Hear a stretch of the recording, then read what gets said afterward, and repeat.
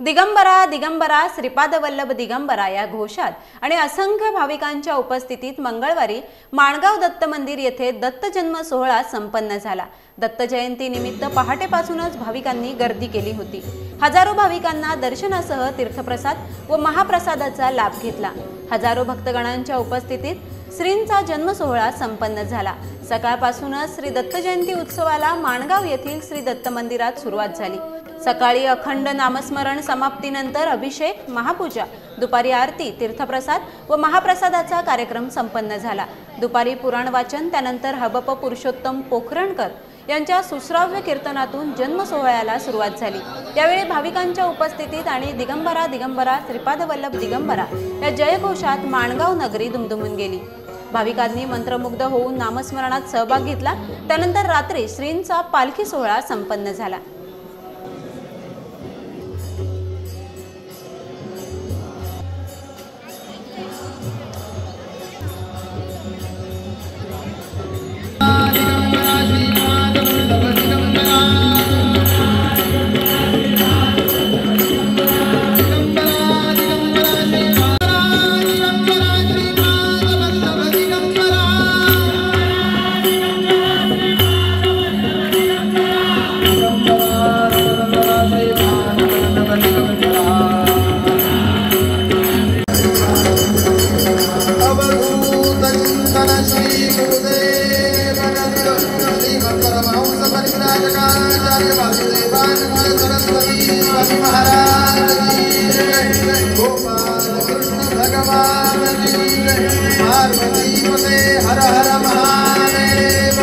पहिल्यांदाच आली आहे आणि मला फार अप्रूप वाटते। इतकं सुंदर मोठं देऊळ आहे आणि टेंबे स्वामीचं हे जन्मस्थान आहे। मला खरंच फारच पॉझिटिव्ह एनर्जी वाटते या देवळामध्ये आणि इथे खरंच आलं पाहिजे नेहमी। खूप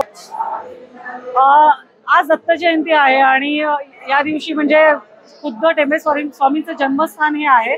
इथे एक आजूबाजूला जे काही पॉझिटिव्ह एनर्जी आहे किंवा लोकांचा जो भक्तीने लोक इथे उभी आहेत, फार पॉझिटिव्ह आहे। इथे छान आहे एकदम। गेली जवळ मी 10 ते 12 वर्ष झाली मी येतोय आणि इथं आल्यानंतर जो समाधान आणि हे आहे किंवा जी प्रचिती आहे ती प्रचिती न सांगण्यासारखी आहे। त्याच्यामुळे कुठलाही कार्यक्रम असून दे किंवा नसून दे सगळं सोडून दत्त जयंती माणगावमध्ये येतोयच। या महाराजांच्याकडे आल्यानंतर त्याचा जो समाधान जो झालेला आहे किंवा स्वतःच्या आयुष्यामध्ये जे फरक पडलेला आहे तो अप्रतिम आहे। त्याच्याकरता कुठल्याही परिस्थितीमध्ये माणगाव हे चुकत नाही। प्रत्येक पौर्णिमेला मी बेळगावातून येतोय। म्हणजे या ठिकाणचा जो एक अनुभव हे सांगायचं म्हणजे मध्ये मला जो एक ऑपरेशन झालं माझं, तर त्या ऑपरेशन मध्ये मी फक्त महाराजांची स्तुती केली आणि त्याच्यामुळे आज मी पूर्ण त्रासातून बाहेर पडून मी पूर्ण बरा झालो। तर त्याच्याकरता मी आता मुद्दाम दत्त जयंती करता म्हणून नारळ ठेवण्याकरता मी प्रत्येक येतोय आणि आता ह्याच्या पुढे तर प्रत्येक पौर्णिमेला असणारच आहे। महाराजांनी 1882 साली या दत्त मंदिराची स्थापना केली आणि तिथपासून सलगपणे आजपर्यंत हा कार्यक्रम सुरू आहे।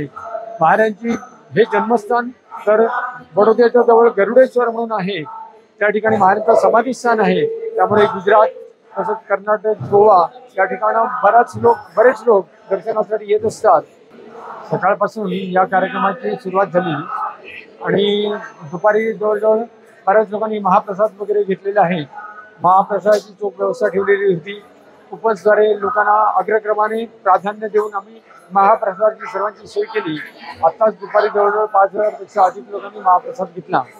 त्यानंतर आता 4 वाजता जन्मोत्सवाचे कीर्तन सुरू झालं। बरोबर 6 वाजता महाराजांचा जन्मोत्सव झाला।